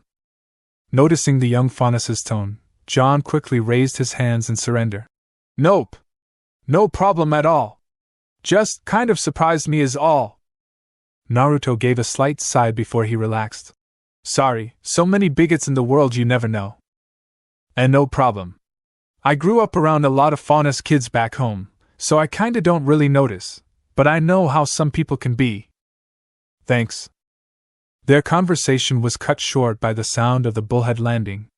As everyone on board made to exit, Naruto quickly wrapped his tail around his waist, taking in surroundings as he followed John out into the courtyard. So, the older blonde started. Any idea where we're supposed to go? Auditorium, I guess. As for where that is, no clue. Yeah, that sounds about right. As his fellow blonde started to try and get a lay of the land, Naruto was busy taking in his fellow classmates, watching for anyone of interest. Let's see here. A bombshell, a blonde-haired girl who just disappeared in a crowd, a rookie, a smaller girl with short red-tipped dark hair and a red hood trailing behind her, looking dazed and nervous, before tripping into. His eyes narrowed as he caught sight of a familiar mop of white hair pulled into a side ponytail pop-up amongst a mountain of suitcases the small red girl had fallen into, and a shni. Joy, he thought sarcastically, watching as she scolded the smaller girl for her misstep before taking a breath. But let's not hold that against her. In all honesty, he couldn't drum up that much hatred for the older girl. Years in self-inflicted exile tended to mellow a person, or drive them nuts, but you know, semantics, and mixed with his time around Amber, he had long since released most of his hatred for the Shni company. Most.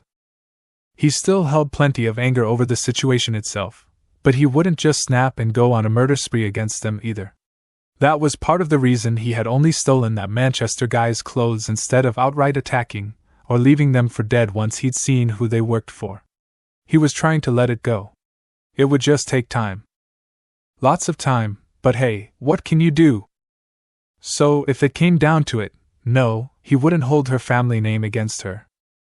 Her personality, on the other hand. Hey John, he started, pulling his fellow blonde out of his thoughts. I think I just found someone to help us. At this he pointed at the small red girl, who, while he had been going over his thoughts, had somehow ended up laying in a shallow soot-covered crater looking miserable. The blonde knight looked where he pointed before nodding resolutely as he spotted the younger girl. You know, I think you're right. The day had quickly gone from bad to worse for one Ruby Rose.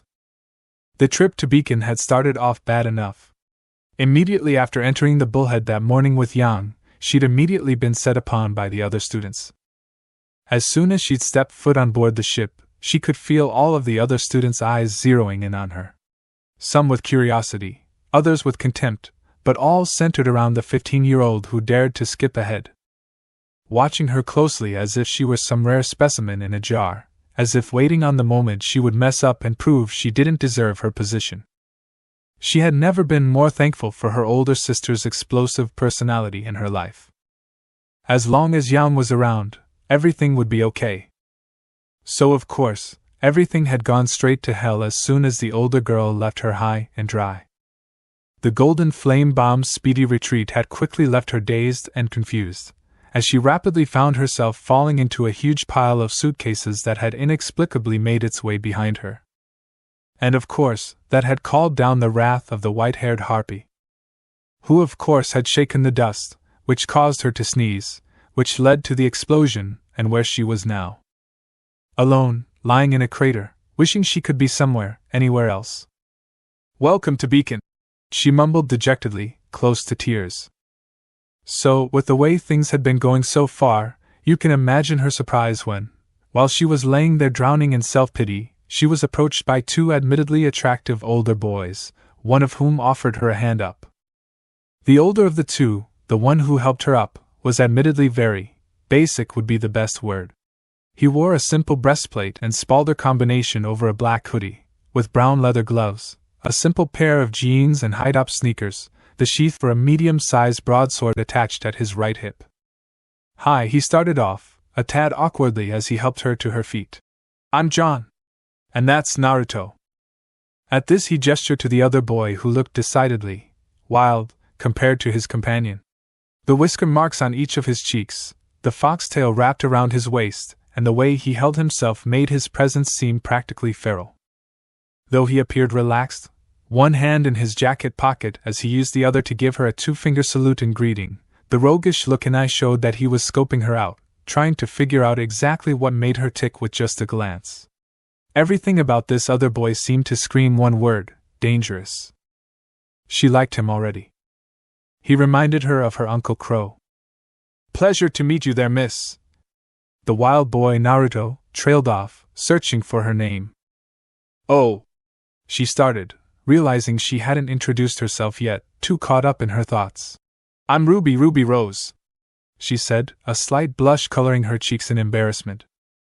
Both boys only smiled at her, unknowingly sharing the same thought. Well, that's just downright adorable. Of course, then the girl had to go and ruin the moment. Looking at John, her eyes narrowed before widening in recognition, half cracking up as she saw who she was talking to. "Hey, aren't you the guy who almost threw up on the ship?" She could only smile sheepishly as Naruto burst into laughter, while John slumped in defeat. "All I'm saying is, motion sickness is way more common than people let on. It could have happened to anyone." The now group of 3 had quickly moved on from the courtyard after their initial meeting, taking the time before orientation to get to know one another better. Or at least they would have, if RWBY hadn't started off with mentioning John's near reintroduction to his lunch on the ride over. The girl laughed. "Look, I'm sorry. Vomit Boy was just the first thing that came to mind." "Oh yeah? Well, what if I called you Crater Face?" "Hey! That explosion was an accident." Naruto snorted at that. The red-themed girl immediately rounded on him. "Watch it, Fuzzy!" Naruto's left eye began to twitch at the name, while John couldn't help but bust out laughing. "Dang dude, she's got you pegged!" Naruto turned to him, eyes narrowed. "Is that so, Vomit Boy?" Now it was John's turn to pick up an eye twitch, while Naruto smirked and RWBY laughed at his expense. "You know what? Screw the both of you," he said, trying to keep a straight face, but failing badly, breaking down into laughter a minute later, quickly joined by the others. Anyway, John started off, eager to change the subject. "The name's John Ark.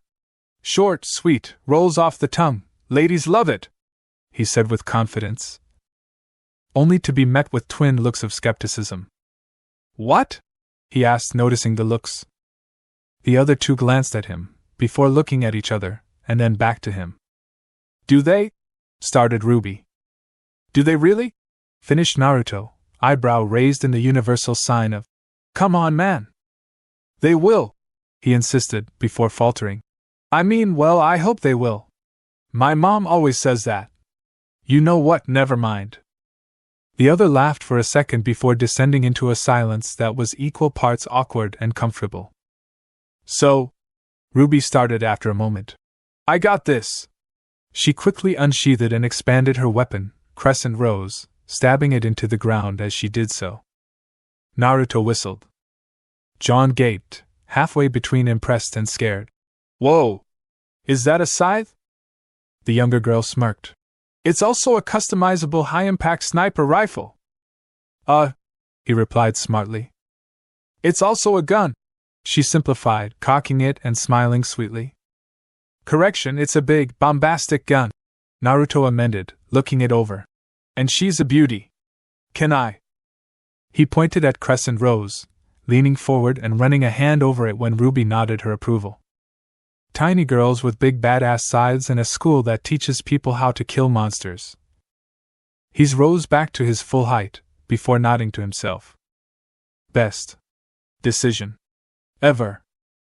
Oh, that's cool," said John as the other teen's words settled in.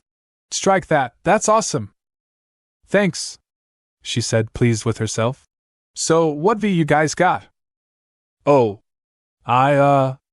He struggled for a minute, before pulling out his own weapon. "I got this sword. Crochet Morse." She breathed. Naruto just looked curious. "Yeah, and this shield too." At this, the young knight quickly pulling out his scabbard and expanding it into a shield with his family crest. Placing a hand on the shield, she glanced at him curiously. "What do they do?" At that moment the shield chose to go haywire on his arm, expanding and retracting rapidly as he struggled to get them under control, before forcing it to shrink down and reattaching it to his hip. "Well, the shield shrinks, so when I get tired of carrying it I can just, put it away." She looked at him confused. "But doesn't it weigh the same either way?" He slumped. Yeah, it does." Naruto patted the older boy on the back while RWBY giggled awkwardly, rubbing the back of her head with her free hand. "Well, I'm kind of a dork with weapons, so I guess I did go a little overboard when I was designing it. She looked at him in confusion when instead of bucking up he just gawked at her in shock. Looking at Naruto, she saw much the same look on his face. What? Is there something on my face? This seemed to break the dam as John looked at her in alarm. Wait, hold the phone, you made that? Of course, she replied, shocked he was even asking. All students at Signal forge their own weapons. I mean, didn't you two make yours? She slumped when both of them shook their heads. It's a hand-me-down, John said after a minute. My great-great-grandfather used it to fight in the war. Same, said Naruto, unsheathing both of his gun blades. About the hand-me-down part. My older sister passed them down to me the last time I saw her.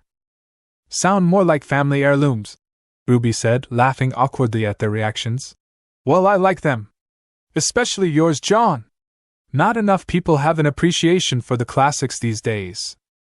The young knight sheathed his blade, still looking decidedly bummed. Yeah, the classics. Naruto put a hand on his shoulder. Don't let it get you down, buddy. Trust me when I say this. Ain't nothing got your back in the middle of a fight like a solid piece of steel. Sometimes the simple approach is the best one. The older boy cracked a half-smile at his words. Thanks. No problem. The trio walked on in a comfortable silence for a moment, happily allowing the previous moment's seriousness to dissipate in time. So I want to ask you guys something, Ruby said after a moment, drawing the other two's attention with the thoughtful look on her face. Why'd you guys help me out back there? In the courtyard, I mean? Why not? Naruto asked, looking at her in honest confusion. Besides, you look like you could use a pick-me-up after dealing with the Snow Princess. Yeah, John picked up, shrugging. I mean, it's like my mom always says, strangers are just friends you haven't met yet. She said thoughtfully, honestly unsure of how to respond to their words, before taking a look around. Hey, where are we going? John snorted. Heck, I don't know. I was following you guys. Think there might be a directory or something? Maybe a food court? You know, some kind of recognizable landmark? He stopped as he saw the other trying, and in Ruby's case failing, to hold back their laughter. I'm guessing that's a no then? Neither of his two friends could take it any more as they descended into a fit of laughter, halted only momentarily by Ruby, who, surprisingly, managed to get a hold of herself long enough to answer him. Yes, John, that'd be a no. After they had all calmed down, Naruto revealed that he had known the way the whole time. I smelled a ton of people headed that way, he said, shrugging, tapping his nose before pointing in a seemingly random direction. I figured y'all just wanted to chat for a second. After that explanation, and the subsequent facepalms that followed it, the trio had rapidly made their way to the auditorium, gawking as they took in its size, as what seemed like hundreds of students milled about trying to get settled. They were quickly pulled from their stupor by the loud sound of a girl's voice. Ruby! Over here! I saved you a spot! Looking over, they saw the blonde girl from earlier, waving her arms up and down like a madwoman, heedless of anyone else around her as she zeroed in on the form of her little sister in the doorway. Oh, said Ruby as she spotted the older girl. That's my sister! Look, I gotta go. I'll see you after the ceremony. It was nice meeting you. John started. Wait, he called out too late before sighing as he watched his second friend at Beacon disappear into the crowd. Dang it! That's just perfect. Now where am I supposed to meet another nice, quirky girl to talk to? Naruto patted his shoulder, obviously amused as he watched their young female tear into the older blonde girl. Don't sweat it. Let the girl tear into her sister, knows she needs to vent. Now come on, we still gotta find some seats in this place. Besides, big as this place, there's bound to be another cute redhead to keep you company around here somewhere. As they walked off, either one of them noticed a tall Spartan-themed girl with her long red hair tied into a ponytail, watching them with curiosity before turning her attention elsewhere. Really? Freaking really? Naruto asked in exasperation. Hey, cut me some slack, it was a spur-of-the-moment thing, John said, trying to defend himself. It was about an hour and a half after Ajban's speech if you could call that half a minute long demotivational spiel that, and the two new friends were getting changed for bed, while John regaled Naruto with his latest foray into the realm of the romantic. And its failings. Evidently, while Naruto had dived headfirst into the crowd of people to find a seat, no matter how briefly he had needed it, John had taken the more passive route, trying to scope out a free space from where he stood amongst the constant throng of people. As he did, he had managed to catch the tail end of a conversation, ironically involving RWBY, where he'd heard a girl call him cute. So of course he'd taken that as a cue to introduce himself, with his first words being, "I'm a natural blonde. Though? Seriously? How do you even?" Naruto griped, leaning against the wall as he waited for the older boy to get done changing. Technically speaking, Naruto was already ready to crash, having already stored his blades away in a locker after making sure that the others in the room were also unarmed. Old habits die hard, and the need to watch his back was still firmly ingrained in the young man as he'd watched the other teens filter into the room, wary of threats.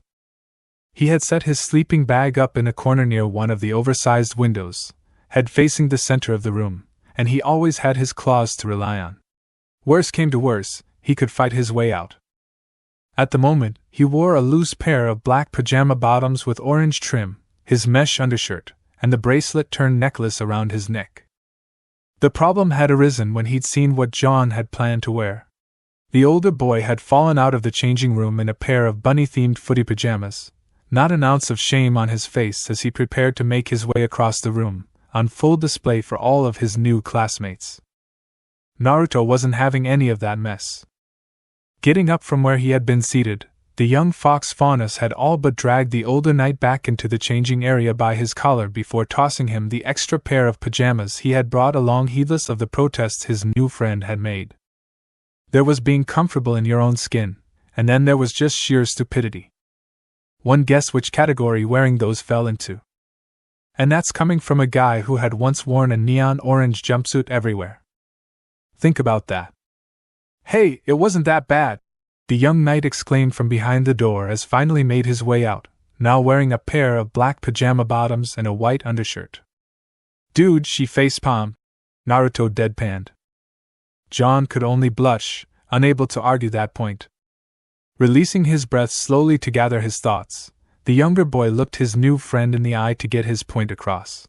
"Look, buddy, word of advice. If it takes less than 30 seconds to think up, it's gonna fail. Trust me, in a fight, with girls, anything. No exceptions. You keep dropping bombs like that one, and there ain't gonna be enough aura in the world to heal what that girl does to you. Believe me." He didn't even know who this girl was, having cut his friend off when he'd been about to describe her. Seriously though, no matter what she looked or acted like, that line was bound to crash and burn hard. Yeah. The older blonde waved off, storing the info for later, before looking at his companion in confusion. "Aura? Yep, it's got no chance." Naruto chuckled before seeing the lost look on the older blonde's face. "No way. John, you do know what aura is, right?" "Oh, of course," the farm boy said quickly, trying to save face, before spotting the skeptical look his companion shot him. "I don't." "Oh dear, man, what the hell?" Naruto gasped out in shock, genuinely horrified. "Why didn't you tell anyone? You were about to be a sitting duck tomorrow." John cringed as he was scolded by his new friend. Had he really almost screwed up that badly? "All right, hold up, we can fix this," Naruto said after he had let the information sink in. "Fist bump me." John blinked at the odd request, watching as the young fox boy raised his fist and gestured for him to do the same. Shrugging, the older blonde did as he was told, eyes widening as he felt more than saw his friend draw upon something, urging it forward through the point where their fists connected. Before he could ask what was going on, he felt that same something again, only this time he felt it building up within his own chest. His first instinct was to panic. As the energy continued to build, he found it harder and harder to hold it back, to keep it under control. But as he struggled against it, a new feeling emerged, some baser instinct he wasn't aware of having, urging him to simply let go. To embrace the energy, rather than to try and restrain it. Feeling that the loss of control was imminent, John did what practically anyone in his situation would do. Rather than allow himself to be overwhelmed, he chose to simply let go, placing his trust in his instincts as he embraced this new energy, feeling it wash over him in a torrent of unbridled power and energy. The whole process, long though it may have seemed, lasted less than 5 seconds. Opening his eyes, having closed them without realizing it, the young knight was met with the familiar sight of his own hands, only now they had been transformed, set upon by an ethereal white glow that encompassed the whole of his young body, before it slowly dissipated. Slightly overwhelmed, the older blonde could only utter a mystified, "Whoa! I know, right?" Naruto said, obviously pleased with the results. "Oh, and just for the record, that's aura. Congrats, you've got plenty." John could only gawk at him. This was what he was talking about. What everyone in his school was supposed to have. If this was just part of the basics. Dear Monty! What in the actual hell had he gotten himself into? Alright then, Naruto continued, heedless of the older boy's steadily mounting inner turmoil. The next step for you is to get some sleep. Your aura needs time to settle, or you won't be able to call on it like you should. What do you mean? He trailed off as he tried to gather his thoughts. Look, I'm not an expert on this, so you might want to ask, I don't know, that gooditch lady maybe for help later, but if I've got this straight, unlocking aura is basically like weaponizing your soul, so when it first happens, the body needs to rest so the soul can go through growing pains, I guess. If you don't, you won't lose it per se, but it'll be way more temperamental than if you had just taken it easy in the first place, trust me. Amber had explained this concept to Naruto fairly early into their time together. Well before she had even unlocked his, she had drilled into his head the need for harmony between his body and soul. He hadn't understood it at the time, but two awakenings, as he called them, later, his own included, he couldn't be more grateful. Oh shoot, I better go and crash then, John said, pulling the young faunus from his thoughts. Thanks for that, seriously. Naruto waved him off. Don't sweat it, buddy, you'd have done the same. Now go on, the faster you crash, the faster you get to test out what you can do. Right, thanks again. With that, he quickly exited the room, for once eager to get a good night's rest, never noticing the appreciative looks the tall redhead from earlier shot him from across the room as he passed in his new threads. Naruto followed a few moments later, glad he had been able to help his new friend out. Knew the boy needed it. Don't get it twisted, he respected the guy. Anyone who was willing to go and help a young depressed girl with nothing in mind except making her feel better, and giving her a friend had done more than enough to earn his respect. It was just... the guy was just too damn much like his past self. Seriously, the bravado, the naivete, the lack of knowledge he held over the basic things he needed to survive. Heck, even the hair. It was like looking through a vaguely disturbing mirror. Downright scary. He positively needed to help this guy, if only to stop him from repeating the mistakes the original Naruto had made. Knows he could have used the help back then. Heck, he could have used it on the less apocalyptic why problems, least it would have saved him a couple of headaches. Besides, John was his friend now, one of his precious people, along with RWBY. It was only right to help him. Speaking of helping friends, he was drawn from his thoughts as he noticed the Schnee from earlier, Weiss, if his memories of Atlas weren't mistaken, picking up steam for a rant. Headed straight for RWBY. Oh no. That won't do. Not at all. Moving forward to intercept, he couldn't help the fox-like smirk that spread across his face as an idea for a prank formed in his mind. Oh yeah, this was gonna be good. Moving just behind his intended target as she snuck up on the younger girl, Naruto noted the other members of the impromptu group of 4. There was RWBY, of course, blissfully unaware of the storm coming as she wrestled with the blonde he had discovered earlier was her older sister, Yang. The whole incident was amusedly watched over by a calm-looking black-haired girl with a large black bow, dressed in a thigh-length yukata. Heh. Sexy sleepwear aside, he arrived just in time to hear the Snow Princess grace the two with her divine sense of wisdom. What in the world is going on over here? Don't you realize some of us are trying to sleep? Just before either could yell back, Yang, or apologize, RWBY, they spotted Naruto behind the crabby girl, who winked conspiratorially before placing a finger on his lips, telling them to be silent and watch. That angelic voice, it couldn't be. Oh, my Monty, it is! He exclaimed overdramatically, gaining not only the white-themed girl's attention, but the majority of the rooms, as well as he seemingly went full-on fanba. My Weiss? Of the Schnee family? In the flesh? Oh, I'm not worthy! Taking note of the stranger that had suddenly made his presence known, Weiss couldn't help the smug grin that spread across her face. Finally, some proper recognition, she thought, remembering that black-clad girl's earlier words on her and her family's company, after that tiny red-headed dolt had caused that explosion in the courtyard.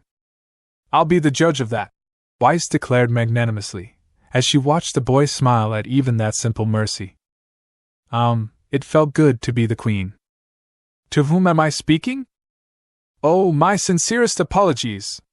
Whatever was I thinking? I haven't even introduced myself. My name is Naruto Uzumaki.